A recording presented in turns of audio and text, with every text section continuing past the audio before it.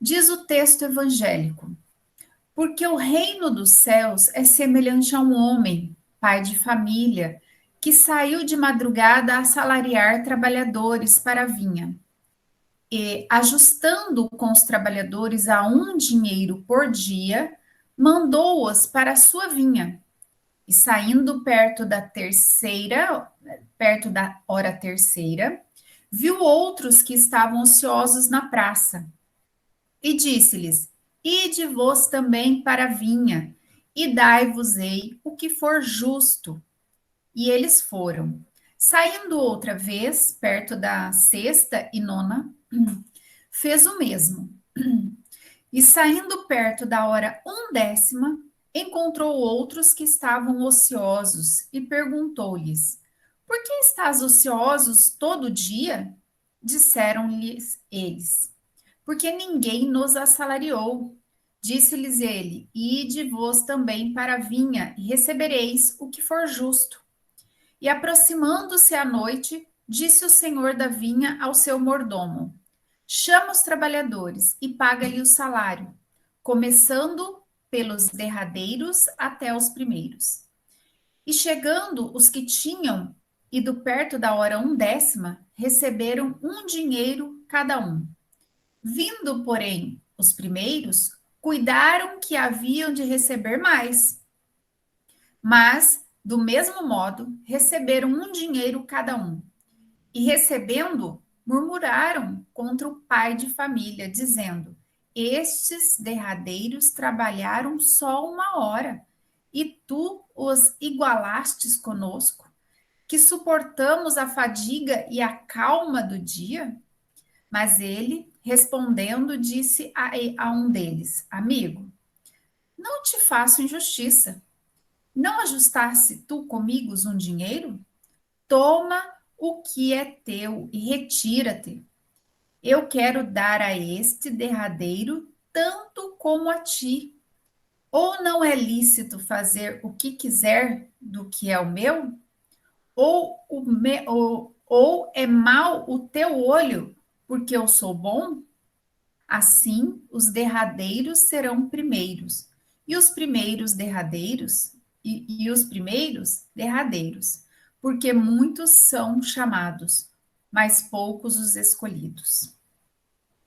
A princípio, quando nós ouvimos essa parábola, se a gente for analisar, poderia ser injusto mesmo, o pagamento igual para todos os trabalhadores, porque há aqueles trabalhadores que trabalharam por 12 horas e aqueles que trabalharam por último, que trabalharam a mesma por apenas uma hora, receberam o mesmo dinheiro, o mesmo pagamento, a mesma recompensa pelo trabalho realizado. Então, se a gente olhar assim, a princípio, é uma parábola que a gente fala, nossa, mas é injusto, né? Aquele trabalhou é, apenas uma hora, vai receber a mesma quantidade daquele que trabalhou o dia todo, e o horário de trabalho não era igual ao nosso, 8 horas diárias, 12 horas diárias.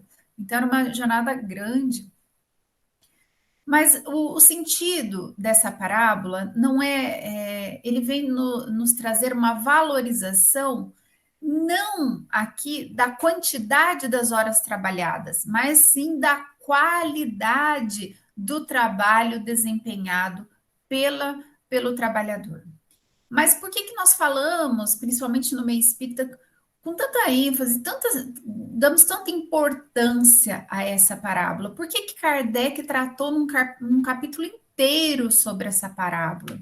Porque o ponto principal dessa parábola é explicar a transição planetária, quando se cumprirão as coisas anunciadas para a transformação da humanidade. Então, por isso que é muito importante, por isso que nós espíritas trabalhamos, estudamos muito isso, e por isso que Kardec traz um capítulo todo é, tratando dessa parábola. E nesse sentido, lá no Evangelho segundo o Espiritismo, no mesmo capítulo 20, item 3, o espírito Henry, está escrito Heine, mas acho que é Heine, eu não sei se eu estou pronunciando certo, né? Em 1863, ele relata que os trabalhadores chegados à primeira hora, quem são? São os profetas, o Moisés, todos aqueles que iniciaram, que marcaram uma etapa no processo evolutivo, seguindo através dos séculos pelos apóstolos, pelos mártires, pelos pais da igreja, os sábios, os filósofos e, por fim, aos espíritas. Eles são os últimos trabalhadores. E é neste item terceiro que Henry compara os espíritas aos trabalhadores de última hora. Então, por isso que ele diz o seguinte: os espíritas aproveitaram dos trabalhos intelectuais dos seus predecessores, dos que antecederam a eles. Então, nós vemos seguindo já um trabalho anteriormente realizado. Mas aí eu lhes pergunto: basta ser espírita para ter direito à mesma recompensa dos trabalhadores que nos antecederam? E é isso que nós vamos ver hoje nessa parábola.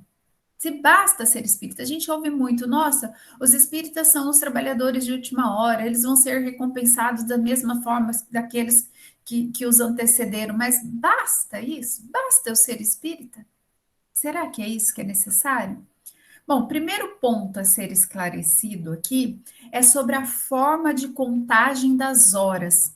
Pois, como nós podemos perceber, as horas trabalhadas são contadas de 12 em 12, de 1 até a 12 horas, né? Porque se fala assim, o pai de família, ele saiu para contratar as pessoas, ele fala da primeira hora, segunda hora, mas a partir de quando que conta a hora? Isso porque lá na cultura judaica, o dia era dividido em 2 turnos. Tinha um turno que começava das 6 da manhã e ia até as 18 horas, e o outro turno que vai das 18 horas até as 6 horas do dia seguinte. Por isso que ele classifica o trabalho na primeira, na segunda, na terceira, até 1/10 hora que ele relata, né? Então, tem o turno do dia e o turno da noite. São só dividido em 2 turnos. E como Jesus utilizava o costume da época para passar os seus ensinamentos através das parábolas, por isso que ele se refere às horas de trabalho nessa parábola. Ele quis exemplificar para as pessoas tentarem compreender o que ele realmente quis dizer. E assim, como é de costume, eu vou começar a discorrer cada frase, cada palavra, para que nós possamos interpretar essa parábola aqui. A primeira frase que Jesus inicia essa parábola é a expressão o reino dos céus. Quantas outras parábolas a gente vê Jesus falando do reino dos céus aqui? E ele diz: porque o reino dos céus é semelhante a um homem, pai de família, que saiu de madrugada a assalariar trabalhadores para a sua vinha. Naquela época, o cultivo da uva era muito importante. Na verdade, era essencial para as pessoas, assim como o trigo e o peixe. Minha sinusite está atacada, estou meio rouca. Então, a uva aí era tão essencial como o trigo e o peixe na época. Por isso que ele vem trazer o vinho, que é uma das coisas muito importantes para as pessoas daquela época. E nessa parábola, se nós analisarmos o sentido material, Deus é comparado ao senhor de uma grande vinha que cuida de todo o plantio até a produção do vinho. Então, vocês imaginam assim, o sentido material. Quem que é Deus aqui? É o senhor de uma vinha que cuida de tudo, desde o plantio, a poda, a colheita, até a produção do vinho. Mas no sentido espiritual, significa a ação de Deus sobre todo o mundo e principalmente sobre os nossos corações. Portanto, quando Jesus reino dos céus, nesta parábola, assim como nas outras também, ele vem dizer o seguinte: vem nos trazer novamente o estado de plenitude espiritual, que será alcançado por todos nós, né? De forma, desde que nós hajamos de forma ativa, perseverante, corajosa, jamais como concessão ou graça divina. Então, é um trabalho que a gente vai conquistando aos poucos essa plenitude espiritual, essa paz de espírito. Segundo a doutrina espírita, o ser humano atinge esse estado de perfeição por meio do conhecimento e da transformação moral, obtidos através de inúmeras reencarnações e no plano espiritual. E aí, mais uma frase que a gente vai tirando. Quem que é o pai de família? É Deus. E a vinha? Quem é a vinha aí? A vinha somos todos nós, a humanidade. E que trabalho é esse aí despendido na vinha? É a aquisição das nossas virtudes que devem ser enobrecidas, que servem para enobrecer as nossas almas. Então, nós temos aí quem que é o pai de família, que é Deus, a vinha, que é todo o campo de trabalho, que é toda a humanidade ali, e o trabalho, que trabalho é esse na vinha? Nós precisamos trabalhar para a aquisição das nossas virtudes. Mas para adquirir essas virtudes, uns precisam de menos tempo, outros de mais, conforme cumpram bem ou mal seus deveres. E o prêmio, né? O pagamento, entretanto, aí, no caso desse trabalho, da aquisição dessa virtude, é a alegria, o gozo espiritual decorrente da própria evolução alcançada. E seguindo essa frase, diz que o pai de família saiu de madrugada a assalariar trabalhadores para a sua vinha. Isso indica o supremo dinamismo do trabalho no bem, caracterizado por ser dirigente, produtivo, aquele de tempo e começa cedo o trabalho. Como é prioritário o progresso humano, o Senhor tem enviado ao planeta espíritos missionários, como Madre Teresa de Calcutá, Irmã Dulce, Chico Xavier, entre tantos outros nomes que passaram aqui pela Terra para evolução, nos auxiliando à evolução espiritual, não só a nós, mas eles mesmos, né? Já eram espíritos evoluídos, mas com certeza esse processo evolutivo deles ainda persiste e continua.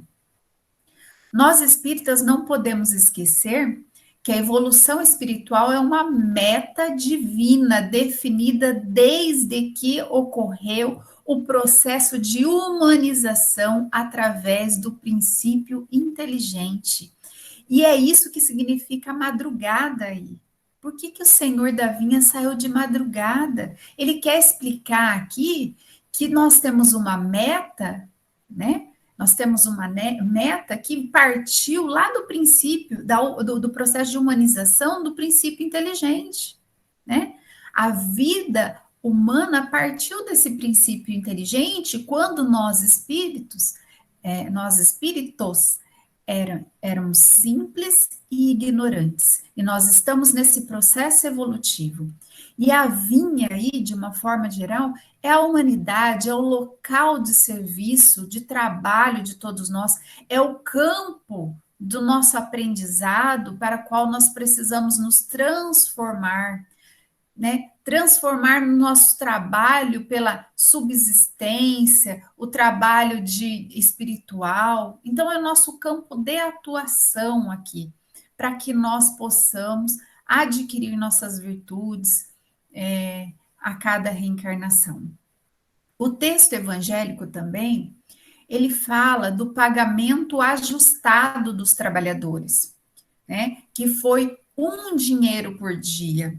A gerência divina, sempre atenta e atuante, sabe ajustar o trabalho em nível de conscientização e do entendimento do obreiro. Então, cada um recebe de acordo com o seu grau evolutivo. E a gente, lendo o livro lá do Nosso Lar, nós verificamos que não apenas aqui a gente tem essa questão de pagamento do valor ajustado pelo trabalho, pela hora de trabalho. Mas também, lá naquele livro, a gente vê que André Luiz aprende, e aí ele nos relata nesse livro, do pagamento das horas trabalhadas no plano espiritual. Então, nosso processo evolutivo, ele não é só aqui na Terra, nós continuamos progredindo e aprendendo também no plano espiritual. E nesse contexto, é possível definir o tipo de compromisso que cada um pode oferecer na vinha, identificado pela equação entre produção versus benefício. Então, cada um está num processo evolutivo, né? Cada um tem algo a oferecer, né? E cada um será beneficiado de acordo com a sua produção. Sendo assim, o Pai Celestial, que é o dono da vinha, disponibiliza o serviço ao trabalhador, o local onde ele deva atuar e também a forma e o valor da remuneração. Então, o Senhor da vinha, ele está cuidando de tudo.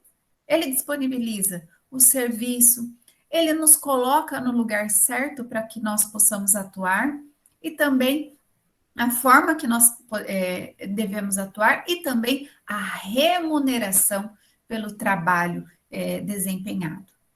O filho ou o trabalhador, por outro lado, recebe a oportunidade de progredir no campo em que lhe foi destinado, selecionado na função da experiência que cada um possui. Portanto, essa parábola nos mostra que há um plano diretor, sábio, inteligente, que define todo o processo evolutivo da humanidade. Nada é feito de improviso ou de forma eventual. Tudo que nós estamos passando hoje foi programado. O planeta Terra não está desgovernado. Nós precisamos confiar mais em Deus.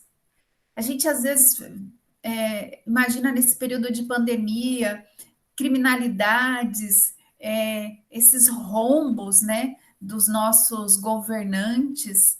A gente acha assim que está tudo desgovernado aqui. Não, mas nós temos que confiar mais. Está tudo dentro de um plano diretor, está tudo programado. Isso tudo faz parte do nosso processo evolutivo.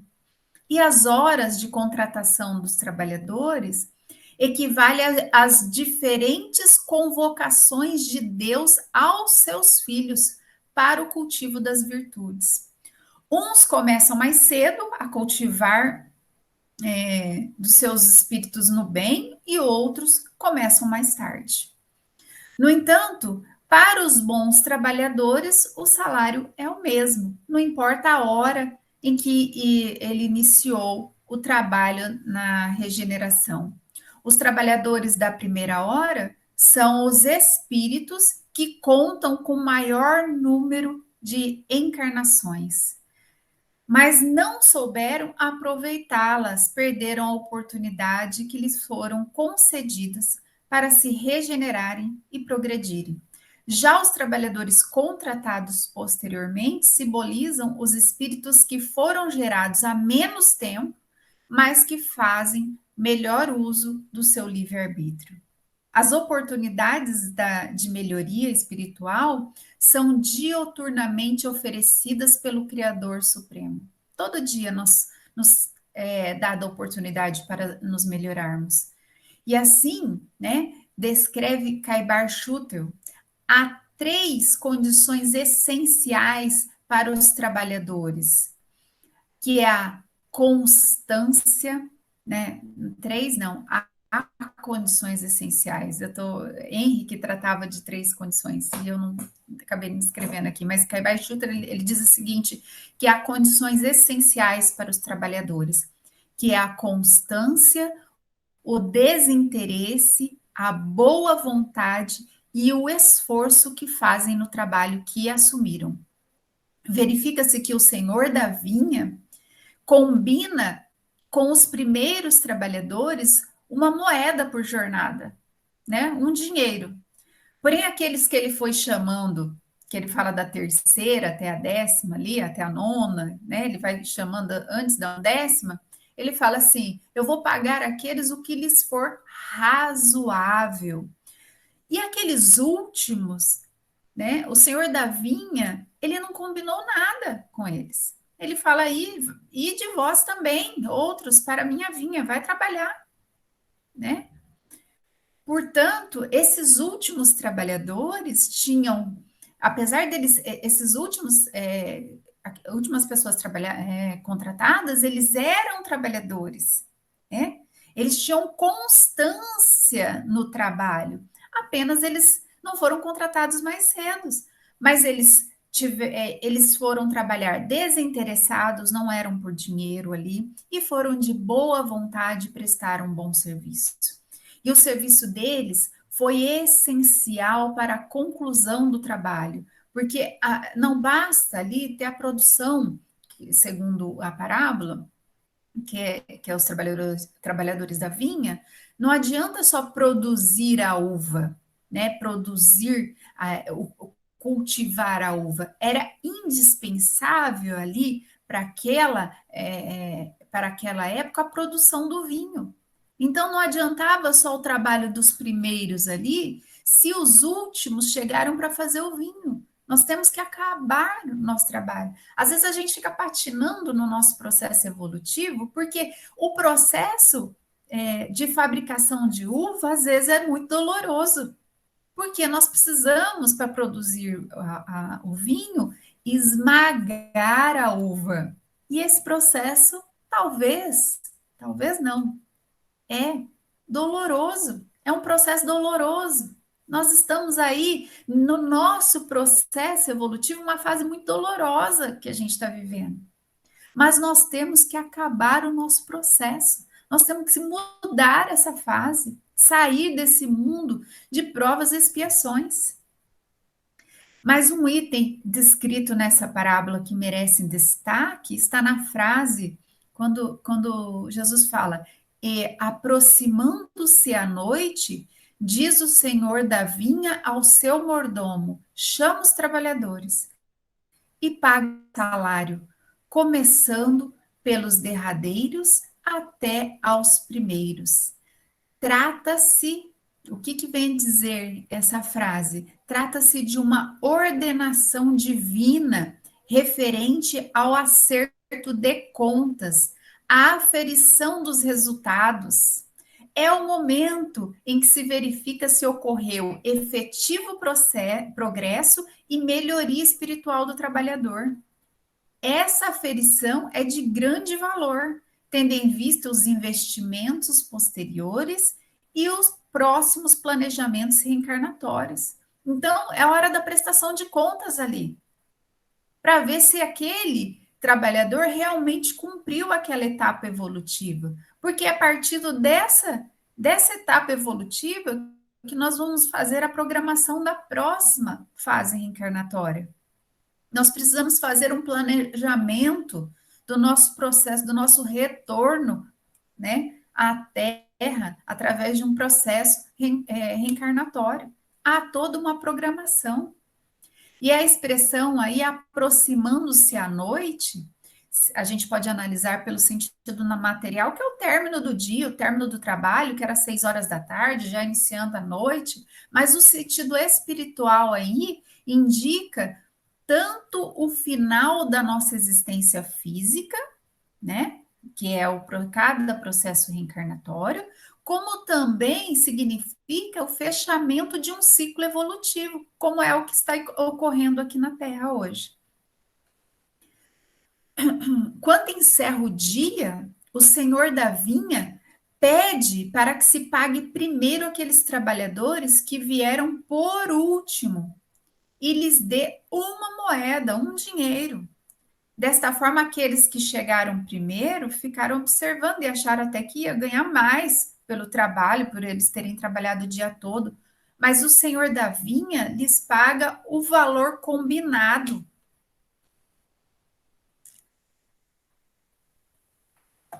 Como já foi comentado no início, na vinha do Senhor, não faz questão aí a quantidade do trabalho, mas sim a qualidade. E ainda mais a permanência do obreiro até o fim do seu trabalho. Os que trabalham na vinha desde a manhã até a noite não merecem maior salário que os trabalhadores da última hora, dada a qualidade daqueles que trabalharam por último. Porque vocês imaginam só se houvesse o plantio e tal, todo aquele trato com o cultivo da uva, mas que não fossem, ao final, realizado o vinho, que era o alimento essencial, importante para aquela época, de nada adiantaria. De nada adiantaria. Nós estaríamos parando aí no seu processo evolutivo, na sua produção. Então, por isso que é tão importante os trabalhadores da última hora, como também aqueles que o antecederam. Então, Jesus não desmerece os primeiros trabalhadores contratados, porque cada hora tem um propósito na seara divina, pois cada atividade desenvolvida é importante e essencial para o processo evolutivo. Da mesma forma, Jesus não valoriza demasiadamente os últimos trabalhadores, visto que o processo evolutivo tem que ser concluído e depende de trabalhadores constantes, firmes no propósito, desinteressados das coisas materiais e ainda de boa vontade. Rodolfo Caligares, que é um dos escritores que tratam sobre parábolas, ele relata o seguinte: há operários diligentes, de boa vontade, que, devotando-se de corpo e alma às tarefas que lhes são confiadas, produzem mais e melhor, em menos tempo que o comum, assim como há mercenários, os que não têm amor ao trabalho, os que se mexem somente quando são vigiados, os que estão de olhos pregados no relógio, pressurosos de que passe o dia, cuja produção, evidentemente, é muito menor que os dos primeiros, uma vez, pois que o mérito de cada obreiro seja ferido pela produção que interessa ao dono do negócio saber se, para dar o mesmo rendimento, um precisa de 12 horas, outro de 9, outro de 6, outro de 3, outro de 1 hora. Então, cada um é de uma forma. O pagamento que os trabalhadores recebem é o mesmo para todos os obreiros, porque o que é considerado aí, então, não é a quantidade de horas, é a qualidade do serviço que é prestado. É isso que é observado. Então, não adianta nós estarmos aqui, vamos dizer aqui que nós somos uns trabalhadores, né? Aí, se o patrão chega e olha para a gente começa a trabalhar, demonstramos interesse. O patrão saiu, a gente relaxa, ai, não vejo a hora de passar para acabar o dia, entendeu? Então, a questão aí é a qualidade do serviço prestado, é a constância, é a boa vontade, é o desinteresse pelas coisas materiais. Cada hora de labor representa, então, aqui uma reencarnação nossa, um período de aprendizado. Há espíritos que consomem muitas reencarnações para se tornarem criaturas melhores. Outros realizam o mesmo processo em poucas existências. Da mesma forma, existem obreiros que despendem muitas horas para realizar uma tarefa que, sendo feita por outras, é executada em breve espaço de tempo. A gente vê isso até no ambiente de trabalho. Portanto, a reencarnação deve ser vista como uma manifestação de justiça divina. É significativa oportunidade para o espírito reparar o passado de erros, reajustando-se perante a lei de Deus, e ao mesmo tempo, ensejo de progresso pelo desenvolvimento dos valores morais e intelectuais. E finalizando essa parábola, Jesus diz aquela frase enigmática que os últimos serão os primeiros e os primeiros serão os últimos, porque há muitos chamados e poucos os escolhidos. Isso significa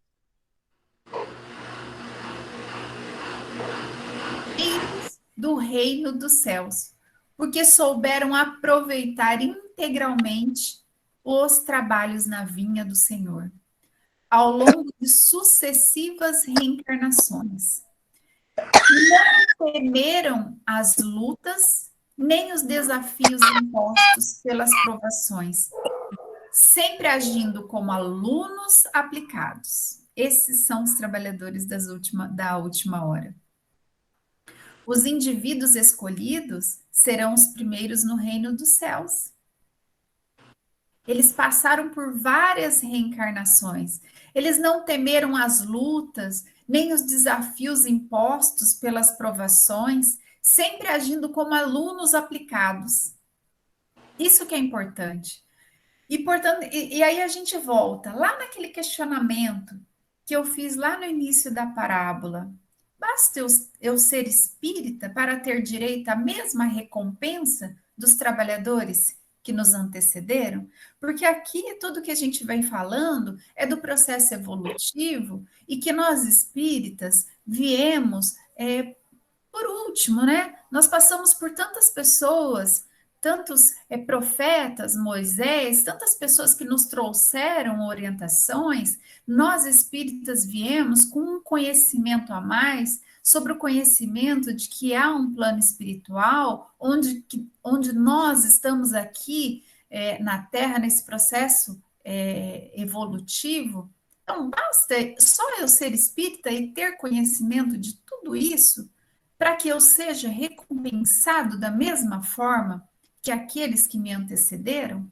Porque se nós formos considerar aqueles que nos antecederam, eles sofreram bastante. Principalmente se a gente vê aqueles filmes da época de Jesus, a gente fala, meu Deus, como que essas pessoas aguentaram, né, passar por toda aquela situação de sofrimento físico, né? E estar nessa situação. Hoje a gente vê que a gente está numa situação mais confortável, de menos lutas, de menos guerras, né? Muito embora a gente ache todo esse processo doloroso, mas se nós olharmos lá atrás, necessidade, é muito diferente. Então, a gente não pode desconsiderar tudo aquilo, todo aquele aprendizado deles. Nós aproveitamos todo aquele aprendizado que eles nos trouxeram e nós sabemos um pouco a mais do que eles, porque hoje nós sabemos que nós não estamos aqui, que a vida não tem começo no berço e termina no nosso sepultamento, no enterro, né? A gente tem ainda um processo evolutivo que ele se estende ao plano espiritual e ele retorna aqui para a nossa evolução. Mas basta a gente ser espírita? Só nós sermos espíritas, a gente vai ganhar a mesma recompensa daqueles que passaram por tudo aquilo? Na verdade, apesar da parábola dos trabalhadores da vinha considerar que os últimos trabalhadores são os espíritas, porque eles possuem o conhecimento a respeito da realidade espiritual e da necessidade da prática da caridade, que é a base da transformação moral, esses espíritas somente poderão ser considerados os trabalhadores de última hora com direito à remuneração igual ao dos que nos antecederam, se eles desenvolverem, se esses espíritas, né, nós espíritas, desenvolvermos a nossa atividade de forma constante, desinteressado e de boa vontade. E assim, eu vou terminando a minha fala aqui com uma frase do Espírito de Verdades, que está lá no Evangelho segundo o Espiritismo, lá na parte final, já do capítulo 20. Ele diz o seguinte: atingistes o tempo do cumprimento das coisas anunciadas para a transformação da humanidade. Felizes serão aqueles que tiverem trabalhado na seara do Senhor com desinteresse e sem outro móvel senão a caridade. E que Jesus nos abençoe. Eu espero que todos tenham compreendido um pouco dessa parábola, sobre o sentido dela, sobre a questão da transição planetária, sobre o nosso processo evolutivo, espiritual e da nossa obrigação como trabalhadores da última hora.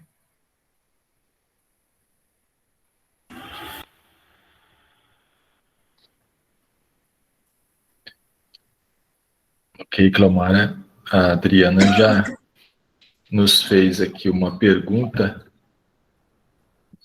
Qual é a missão do espírita, Cleomara? Olha, a gente fala assim, missão do espírita. Quando a gente estava, eu estava estudando, eu não trago aqui, porque a gente vai compilando um monte de. E vai fazendo uma síntese, né? A nossa função como espírita, a princípio, é o estudo, é a compreensão e que nós possamos aplicar tudo aquilo que a gente vem estudando. Toda vez que nós estamos aqui reunidos, nós estamos estudando, aprendendo, mas é a mesma coisa. Basta eu estar aqui hoje aprendendo, estudando? Não basta. Eu tenho que começar a aplicar tudo aquilo que eu venho aprendendo. E nós espíritas, a gente tem aqui um entendimento diferenciado, que sem a caridade nós não conseguimos a nossa evolução aí espiritual. Fora da caridade, não há salvação. Então, eu entendo que nós espíritas aí, nós temos a nossa meta dentro de nosso processo evolutivo, nós temos, não é só nós espíritas, não. Todos nós temos que adquirir virtudes. Todos nós estamos nesse processo evolutivo, mas nós espíritas, nós somos conscientes pelo nosso aprendizado diário que fora a caridade não há salvação. Não sei se você tem outro posicionamento, Adriano. Exatamente isso. O único detalhe que eu estava pensando aqui é que o espírita ele tem nas mãos uma ferramenta, a própria doutrina, que nos esclarece de maneira mais profunda, né, sobre essas verdades espirituais. Diferentemente das outras religiões, então, essas informações fazem com que a gente, se a gente quiser, né, se a gente estudar, se a gente se debruçar sobre os livros, a gente consegue entender de maneira mais profunda, porque os espíritos trouxeram informações que desenvolveram o Evangelho de Jesus, né? Desenvolveram todas as outras informações que já tinham sido trazidas para que não surgissem mais dúvidas, né? Sobre a vida imortal do espírito, sobre as reencarnações, sobre Deus, né? Sobre a sua perfeição absoluta, né? Sobre a sua lei de justiça, de amor e caridade, quer dizer, então, para nós espíritas, essas informações são, ou melhor, fazem a diferença se a gente quiser. É aquilo que você colocou bem colocado. Não basta ser espírita, não basta se dizer espírita se não fizer valer essa diferença que o espiritismo nos proporciona. Exatamente o caminho que você colocou. Fora da caridade não há salvação. Então a gente precisa estudar, se debruçar, entender tudo isso, e aí se esforçar para poder conquistar as virtudes que vão proporcionar a prática da caridade e a paz e a felicidade que a gente tanto busca. Aí é o que você colocou, né? Aí sim nós vamos fazer valer a qualidade do nosso trabalho. É isso aí. Se alguém quiser fazer mais alguma pergunta, nós temos ainda alguns minutos.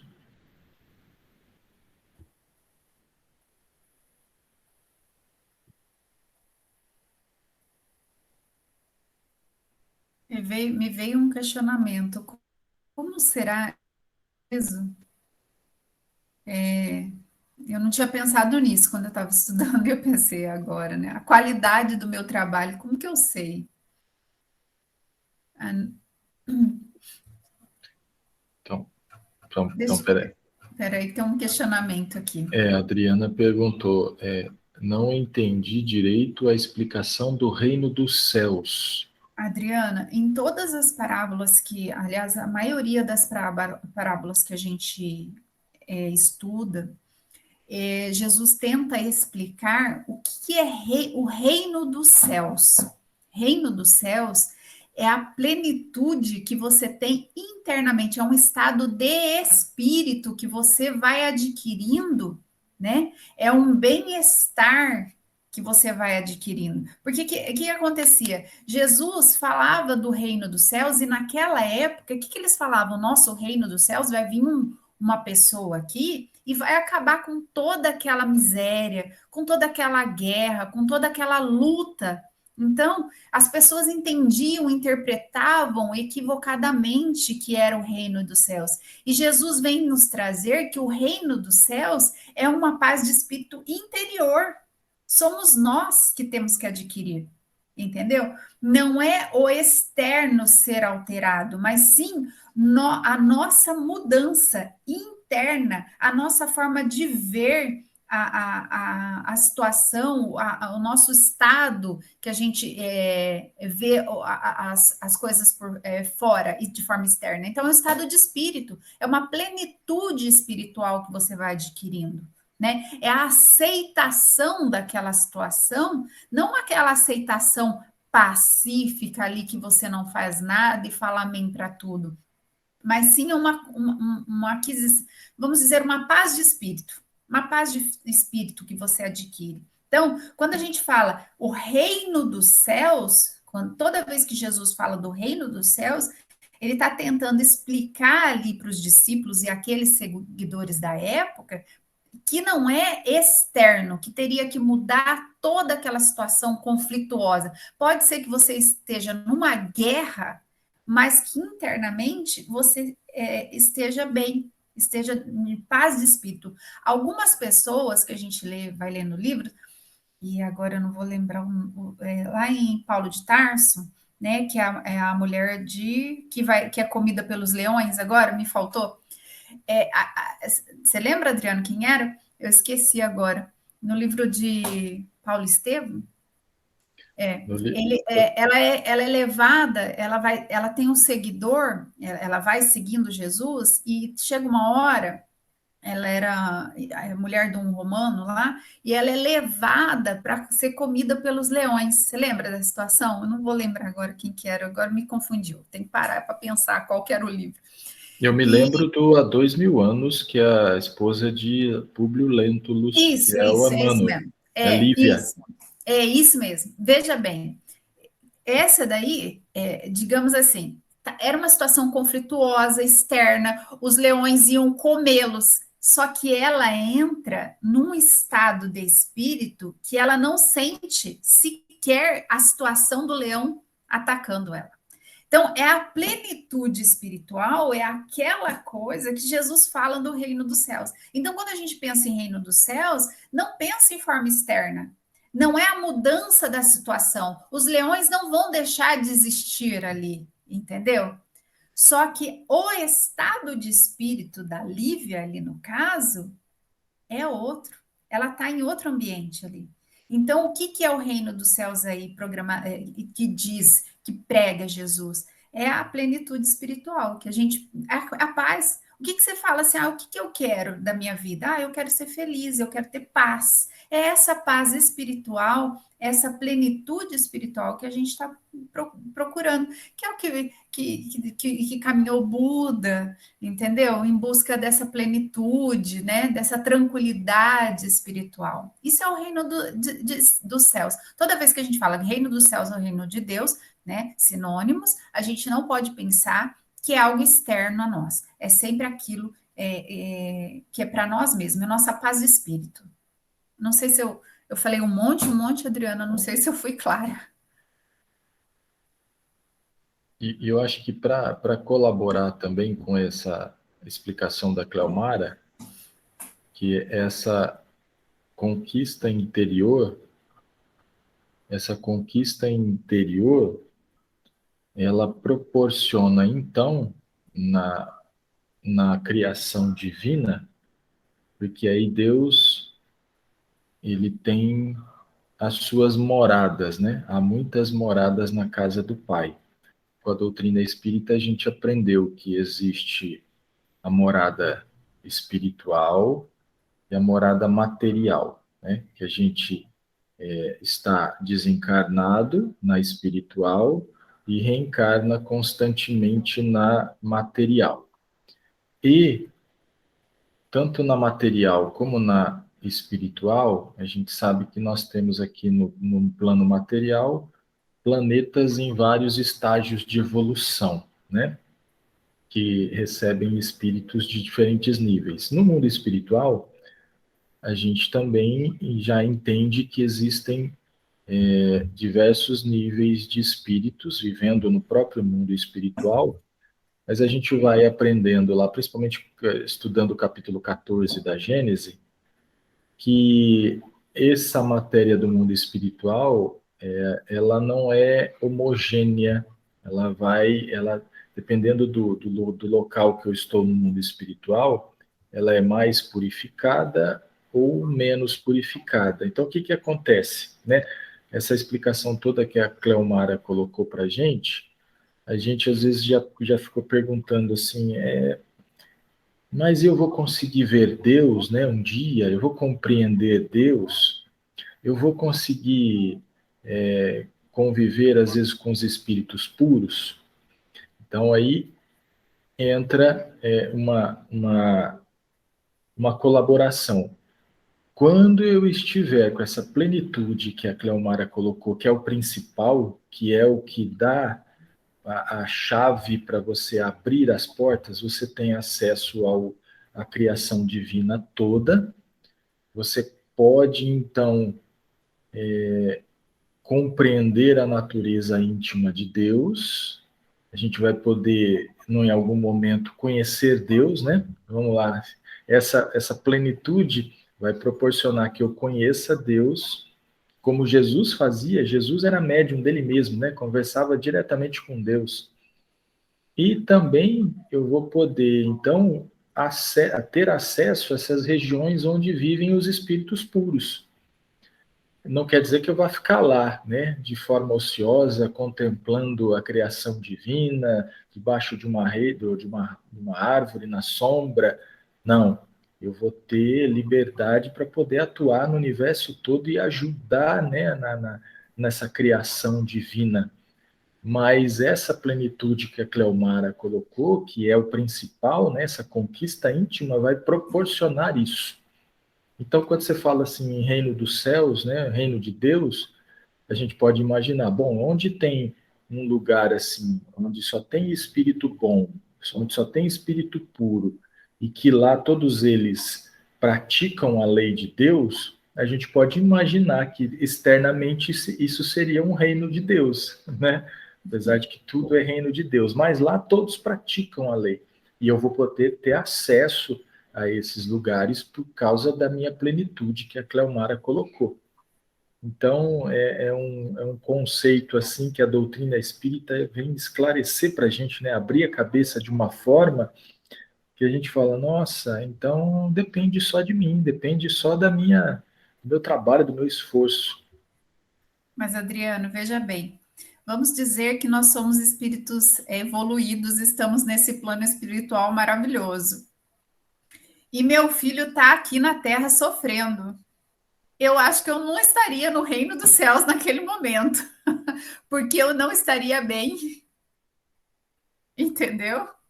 Então, o reino dos céus nunca é o externo. O É, reino dos céus é a plenitude interior. então, mas mesmo nessa situação, quando a gente tiver com essa plenitude interior, A lembra que eu gente vai coloquei, compreender, né? Pelo menos. lembra que eu coloquei assim, eu não vou ficar preso lá nesses locais de acesso. Eu vou poder usufruir desses locais. Mas a própria mãe do André Luiz, né, que ainda não era um espírito puro, mas ela já tinha a capacidade de viver num nível de evolução Superior. maior. Aí o que, que ela fazia? Por essa compreensão toda dela, ela preferiu até reencarnar de novo com o mesmo marido que traía ela, que tinha duas amantes, para poder ajudá-los, né, na recuperação deles.